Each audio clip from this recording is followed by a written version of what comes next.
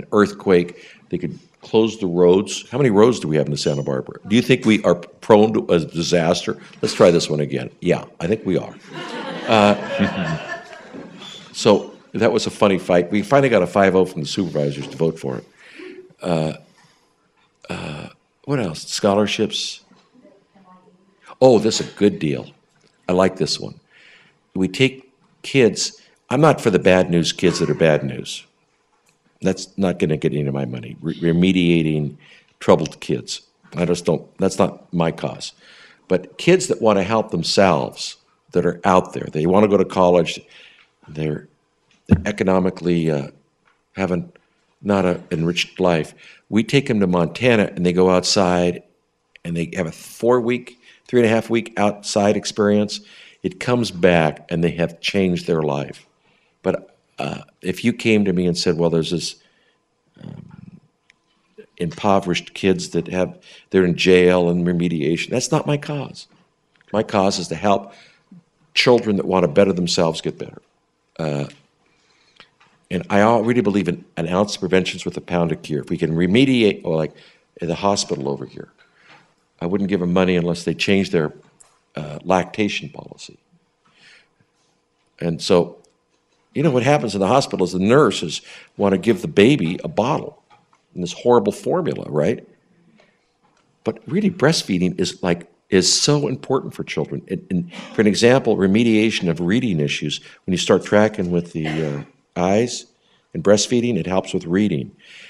Breast milk, if you express the milk and a baby has a cut, the mother's milk is the best antiseptic. Earache, babies, we have to encourage more and more breastfeeding in this society. And you know, as wealthy as we are as a country, where does all of our money go? A bunch of wealthy people, old people, I'm sorry. They got golf courses, elderly. They got great health care. They have wonderful restaurants. Old people have casinos to go to. Everything is spent on old people in this society. And it's going to get a lot worse if you look at the Medicare budgets. Yet, a baby, a working woman gets 6 weeks, or a man gets 6 weeks off with a newborn. As wealthy as we are in a society, you can't afford more time with a newborn baby. I mean, come on. The rubber hits the road and where we treat our babies. We need to be more lactation friendly. We need more benefits for parents of single parents. And I'm sorry, the old people, I don't get it. An elderly person at 90 years old, and they fall and break their hip, the government will have to spend $90,000 to replace their hip. A severely Alzheimer's patient at 80 years old is so spaced out they don't know who you are. They get to go to intensive care for $3,000 a night at Cottage Hospital. Yet we don't give our single mothers any more than 6 weeks off. Do you think I could get elected with that platform?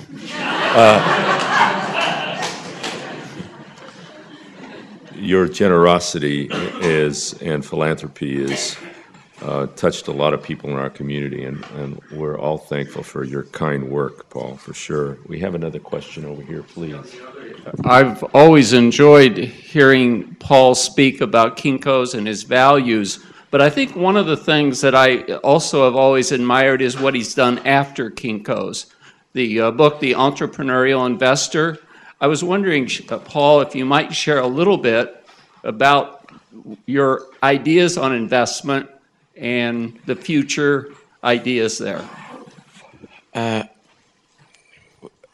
could answer 2 questions. Retirement. First of all, a lot of people fail retirement because they're not as inquisitive and they haven't made planning. I didn't have a rough time retiring. I found the world very interesting. I teach school. But my theory of investing, once again, came from Natalie.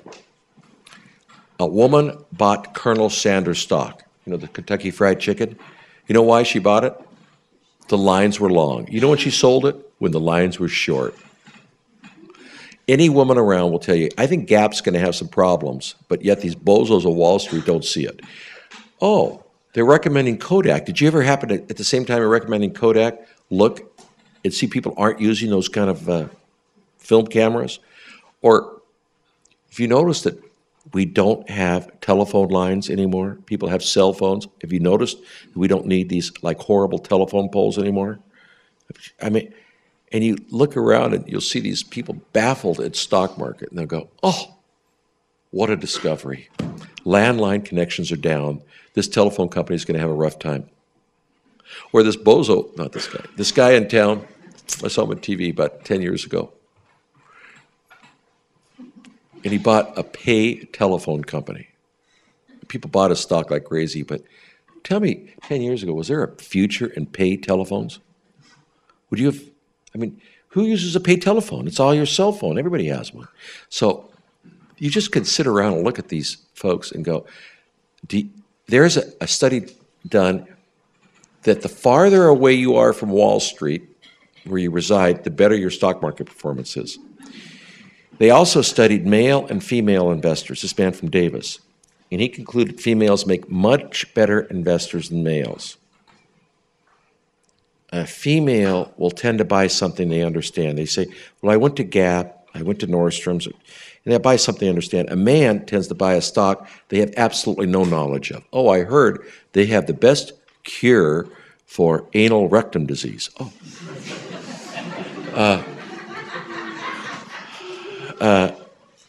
A man, if you ever noticed, a man will buy and flick the TV stations constantly. A woman will tend to watch one show, but a man will buy and sell stocks constantly, where a woman will buy and hold. Much better strategy. A male will say, oh, that stock went up because of my superior intelligence. A woman will say, I was just kind of lucky here. For those three reasons, he concluded women make much better investors. So we wrote a book on these theories we have. And once, like Johnson & Johnson, about 6 months, they had a problem in their factories, and they started covering it up. And Johnson & Johnson is the company with the most highest integrity and best values. One of probably my favorite company. When they start covering that up and lying, that's a bad thing. They just got to come out and say, we're going to fix the problem. We have one last question from the audience tonight. Hi. How did you begin marketing when you first opened Kinko's? I worked, when I first opened, I was at USC, and I had my 5th year of college, so I would work Tuesdays and Thursday mornings.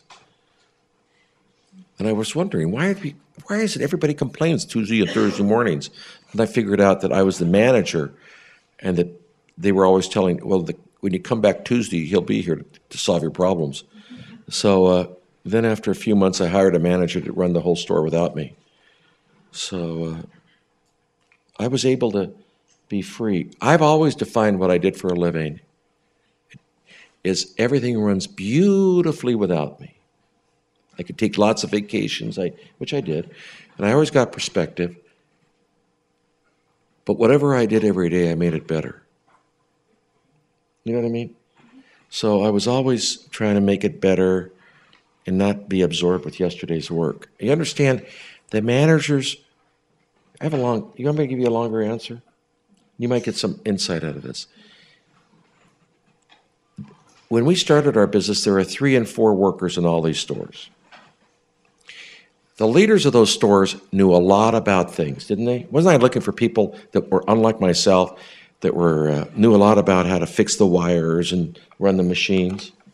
Now, I leave a business with 40 and 50 workers in a store. The leader of those stores knew a lot about what? People or things? They knew a lot about how to motivate people. 2 kinds of people. People who know about things and people who know about people. And if you're a thing person and you can't handle leading people, don't get yourself a nervous breakdown. It's okay. You feel more comfortable doing everything yourself. You understand?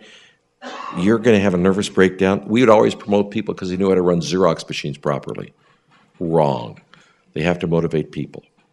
So if you're the kind of person that likes to eat their alphabet soup alphabetically, stay with things.